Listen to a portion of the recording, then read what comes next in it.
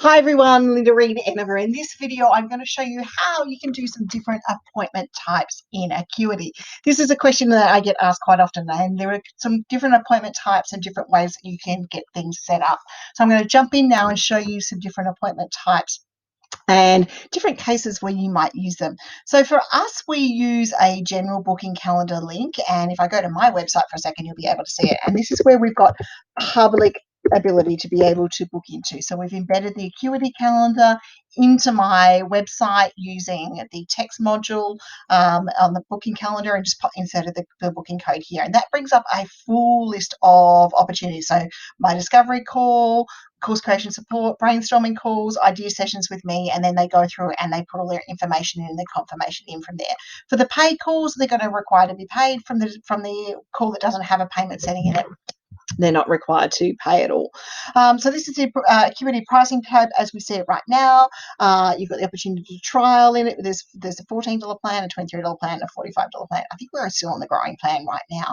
So I'm just going to log in and I'm going to show you how we set things up, how we set up appointment types right here. And you can actually see my calendar and Clive's calendar and different calls that we have and different stuff that's going on within our diaries, just so that you can see what's going on from there. Now over here you've got your appointment calendar. Okay, then you've got the opportunity down here to set your availability. So you're able to look at setting availability either by person or by groups of appointments. And we set availability by different groups of appointments so that we can add or open up availability when we need to from there. So we can edit any of our availability limits based on the appointment types from there. That means that that way we've just got a little bit of detail when we're adding our appointment calendars, and we're making sure that we're setting the ability per appointment type, and that we're making sure that we're working within our head suits us best. So we'll just duck back to the home tab, and then we'll go through to the scheduling page link. Now, scheduling page link, once again, you've got a link for everything overall, and then you've got direct links for embedding. So you can go general, you can go appointment types, you can look for a booking button, you can look for a bar. So if you want the bar to pop up down the bottom of your website, and you've got a client app option so that clients can actually just scan a QR code and be able to do it from there. The embed scheduler is the one that I tend to use the most because we embed calls within things like our Thinkific school, and there's a tutorial video on how you can do that. And we embed it on pages of the website, for example. But the booking button or the booking bar is also as good, as is a direct link as well, where you might want to add a button to your website, or you might want to add a button to your smart bios where people can book a call. But I would, once again, be putting that on your website so that it really does work with you. There is different ways that you can do it. It does integrate with Facebook, WordPress, all of those other things from there. Okay, so when we go down here, what we're going down to is we're going down to appointment types, and this is where you can create your appointment type. So down here you've got your types, you've got your add-ons. You can add, like, create physical product add-ons. You can see I've got 5-minute marketing card ones here. I've got my book of PR tips, and they're just, basically price including shipping. And you've got coupons that you can make if you want to give your clients a coupon code throughout the process as well. So the appointment types is all about how you're going to do it. So you can either make a new group, or you can just make a new type of service and go from there. And my mouse has just decided to stop running from there. So if we just make a new type of service, which is what we're going to do here, it's just going to make a new client. Now we should choose which calendar we want. And if we want to add a form to it, so you can create a custom booking form, and I'm just going to grab the business conversations one here so you can see what that is. And that's basically adding in Clive's questions that he has for when he's got a podcast in from here. Now, public means it will appear on my booking page. Private means it's going to be hidden. And that private one basically means that you can embed it wherever you like, but only on the link. So when we're using courses, we tend to use that for courses, and we don't pop it in from there. Now, if I don't want to charge any fees, I just keep it here at 0, and people just go through the booking option, and that's good for, once again, if someone's paid for a call within your course, or they're paid for a call within a program that you're running, and you just put in a 0 booking fee. Now, your duration, do you want people to block off time before and after? So how long's the appointment? Do you want 10 minutes before and 10 minutes after? So to make sure that you aren't overbooked, and you've got a little bit of time to breathe, take the necessary breaks, get the coffee, get whatever you need from there. Your category, you can choose a category if you wish to. We don't have them set up at the moment, but we maybe should look at that system just a little bit more further. And then you're able to create the appointment type. So you pick your calendar, you pick pick whether you've got a form, and you can go from there. So I'm just going to go test appointment here, test appointment, so that we can look at it from there. Now, if I want to look at a longer message, I can put some stuff in from there. And there's also a message after scheduling, so you can write some instructions about what's going to happen. Remember to add it to your calendar, all of those sorts of things. It's just shown on the confirmation page after someone schedules from there. So once we've created the appointment type, okay, we can then be able to go in it. So we can go to the test appointments. Do I want to include it in my Zoom settings? If I go over here, I can then tick the button that means it'll go through to Zoom. So all we've got to do is click on edit here. It's brought over here, and I can just click that button on that course to make sure that it puts a Zoom session. So when the person gets the meeting confirmation, they're going to get the Zoom link within it. So they get the little link in the confirmation, the calendar invite has a Zoom link, and that makes everything move through nice and easily for everyone. So that's another option that you've got here, and you can see you can schedule it with Google Hangouts, you can schedule it with Join Me. There's lots of places from there. You've got Zapier, you've got lots of lovely automations that you can add in as well throughout that process. But for me, it's going through to our Google Calendar, and it would go through to Zoom if I wanted to. The only time I maybe wouldn't have it in Zoom is if it's a phone call type situation, or that from there. So you can see our appointment type is over here. Now we can go to, if we go to the appointment type down here, go to our test appointment. If we need to change anything, we can. So we're just going to jump in here. We're going to hit edit. Okay, so we've got our direct scheduling link. We've got all our details from here. If we go to the add-ons,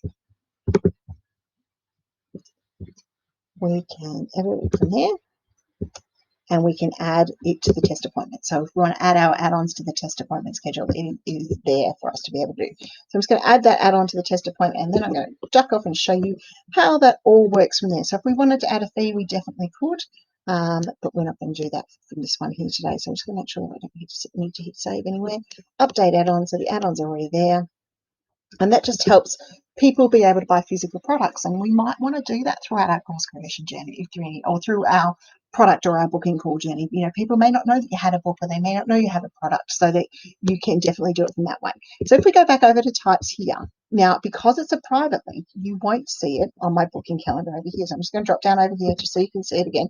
Our test appointment is private. We've got our direct scheduling link, which is right here. So we can click on the direct scheduling link and be able to open that up. And we can pop it in that way, going into the direct scheduling, and be able to see it. But because it's a private link, you won't see it on my booking calendar. So it will not appear on my general public link here. So this is all my public appointments, and it's the public code that we've got embedded on the website. So you just won't see it here. You just won't see it within that area. So it's not there for anyone else to be able to take. And that adds that added security about being able to do that. So if I wanted to add this test booking site, for example, to my website and to a page and embed it in, I could do this, and we'll just quickly log into the back end of my website and show you how to do that.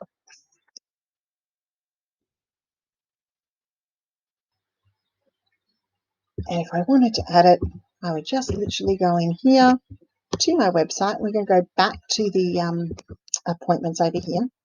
We're going to go back to this one, and we're going to get the embed scheduler button from here.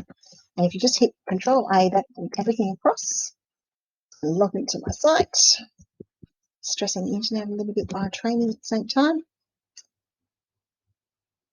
And I could create a brand new page and just literally pop the text in. So we'll just give it a few seconds to be able to do that. The other spot that you can do it, and I will jump into the back end of this so that we can, is you can pop it into your specific site. So you can pop it into your courses. Now, I do have a few tutorial on how to do all of that, but we will just jump in and have a quick look and a quick few seconds about this one. So if we go into admin, and we go into quickly into admin, quickly into manage learning content, courses over here. And if I needed to edit a course, I could, and we're just going to jump into this one for a second. I could add a text lesson into the course simply and easily. And as I said, there's a few tutorial on how to do this in custom pages. But if you just add a lesson, you're going for the text lesson, and then you just clicking on this code button over here, put in the embed code, clicking off the code button, and you can see your calendar's embedded into that lesson and ready to go. So that's how you would do it if you wanted to embed it into a lesson. On a website, for example, you could build a new page, and it could be whatever you want. And it can just be a private opportunity for people to be able to book in, and you can do the same thing. So private lessons are really good if it's a membership base, or private meetings are a good one if it's a membership base or it's a course or something like that. So inside your website building over here, you're just going to go to the text module, or if you're in the new WordPress builders, you choose the text option from there, text option to be able to add a closed text block. It's going to add your booking calendar, and then if we hit the preview button, you'll see it just like it would on a web page. So just like I had that other calendar before, but this one is just only for that one calendar. There's lots you can do with Acuity, but here are some tips to get you started. We're just going to wait for this page to load on the back end for the preview now so that you can see it, and then we'll be able to wrap up. So just covering while we're waiting for that page to load, you've got different appointment types. You can do private and you can do public. You can do free and you can do paid. You can add things on or you can not, but you can integrate it with Zoom. There's lots that you can do with Acuity to help you get started. Now, here's our preview page where the appointment is all in there, ready for you to be able to look, test appointments, the information. Now, when we go to your information, this is the one that I did want to show you, is when we'll just pick an appointment time. I continue. When you go into the information, this is where all the form details come in, where you can add anything in. So when you add a form to your appointment calendar, you can get more details. Okay, guys, hope that tutorial on Acuity has helped you. If you want to delve into more, feel free. We are an Acuity partner, so do feel free to take advantage of signing up and giving a little bit of a thank you for this video through the process by using our partner link. Okay, bye.